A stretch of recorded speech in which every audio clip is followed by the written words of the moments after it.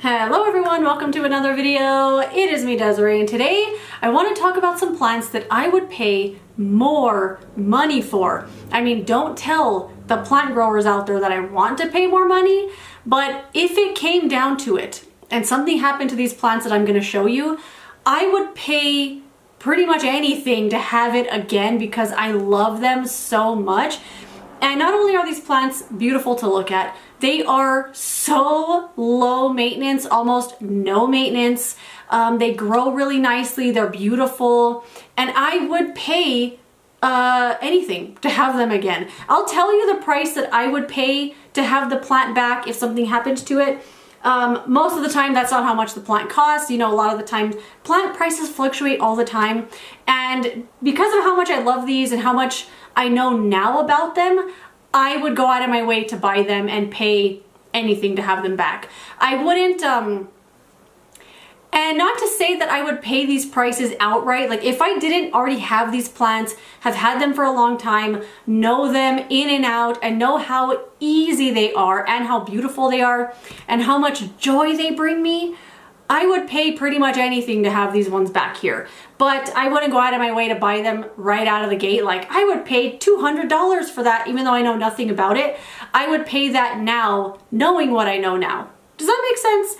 Hopefully it does as I go. So the first plant I want to talk about is one I have mentioned a lot here, and it is the String of Hearts Silver Glory. This baby is so long. I have it hanging on a hook because I have it like this. I have this on the shelf and then this hanging on a hook like this because this already touches the ground where it's at. I'm just gonna lay it here for now. But this baby has brought me, I mean, so much joy. I literally check on this plant every single day. I come up to it and I just stand there and stare at it because the hearts are so beautiful. They're so silver with this like green on the outside and this beautiful splashiness. They're so firm. I just like to come up and like squish them squish them very gently, but I always come and touch it anyway because I want to check to see if it needs water. And this plant brings me untold amounts of joy. I absolutely love it. I check on it every single day. It grows like a weed. It's growing this little tendril here, but there's tons of new growth here on the end of it and just throughout the whole thing. Like it'll just start sprouting off vines anywhere. And when I first saw this, I didn't know what it was. It looked like a string of hearts, of course, but I had never seen a string of hearts like this before. I bought it even though I didn't love the string of hearts I currently had. This one just flourished for me. You know, I keep it under a skylight so it gets the light all day long, or like as much light as possible. And it just grows like a weed. It grows like a weed and it's beautiful. It is low maintenance. Leave this baby completely dry until the plant tells you it needs water. Just give these bigger hearts a little bit of a squeeze, kind of mess with them a little bit. They should be pretty firm for the most part, but when you feel them start feeling kind of thin and empty, you could like move them around really easy, then it's time to water it. I bottom water this, which means I put it in like a basin of water and I let the water soak up through the drainage hole. And I do that and I'll keep adding water to it until it's completely wet all the way to the top. And then I leave it like that again until it completely dries out, and it really, really loves that. But I would pay, oh my gosh, a piece broke off. Just gonna put that there. Maybe it'll root, who knows.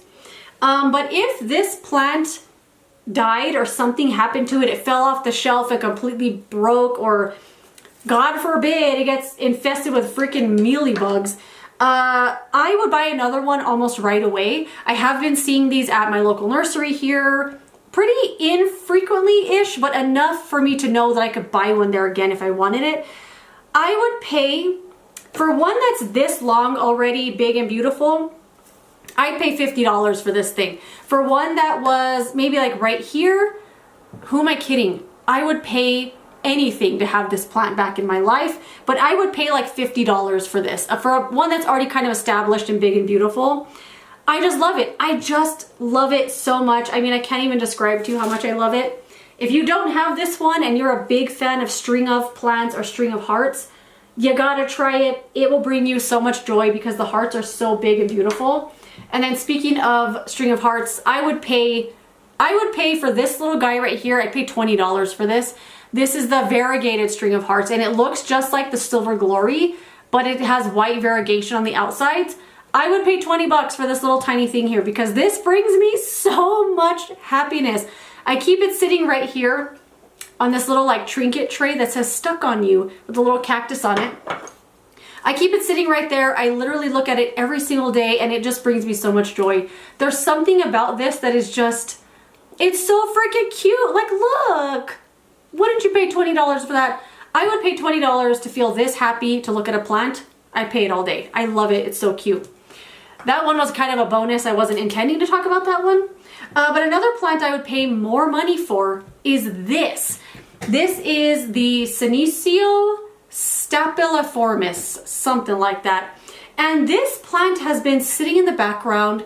It's kind of sitting on the windowsill behind the TV. And to be honest, I always forget that it's there. But it's doing so good in that spot, I never want to move it. I always want to move it like maybe in here or somewhere that I would see it all the time because look at it. Why would I not want to look at this plant all the time?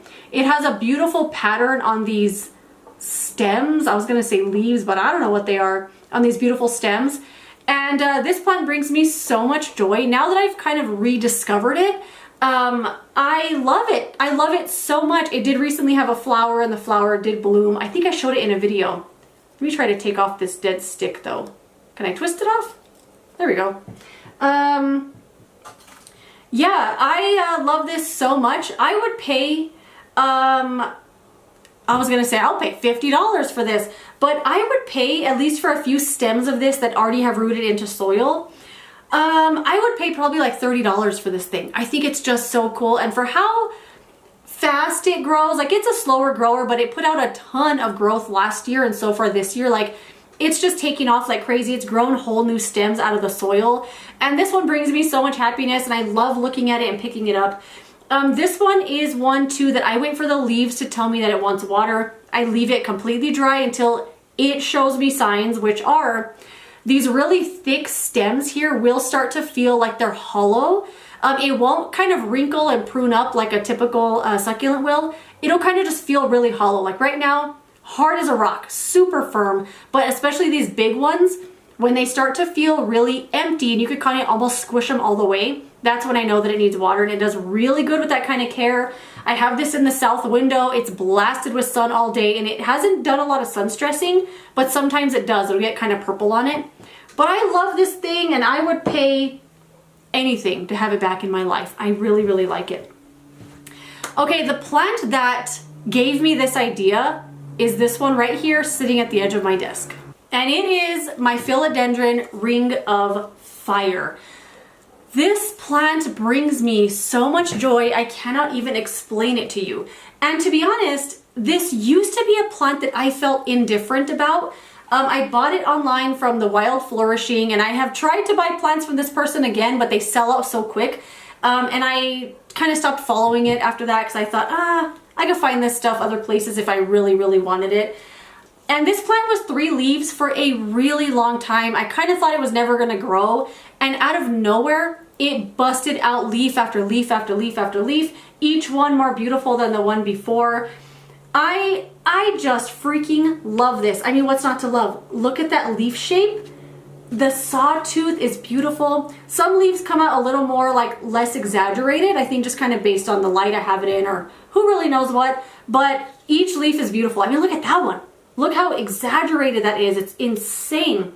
It's always working on a leaf. Like this one just popped out. It's beautiful variegation, and there's already one here, another one that it's working on. So it's always growing a new leaf. It's extremely low maintenance. Literally, it's been sitting at the edge of the desk for who knows how long. This is a west-facing window, so it gets a lot of afternoon light. It seems to really like that kind of stuff. And I let it dry out all the way and then I water it. That's it. That's all I do for it. It doesn't need any special treatment or care. And this plant is very, very, very easy for me, but the ones that I bought at Walmart, extremely difficult. There's literally 1 leaf left of both of those plants that I bought, if you remember.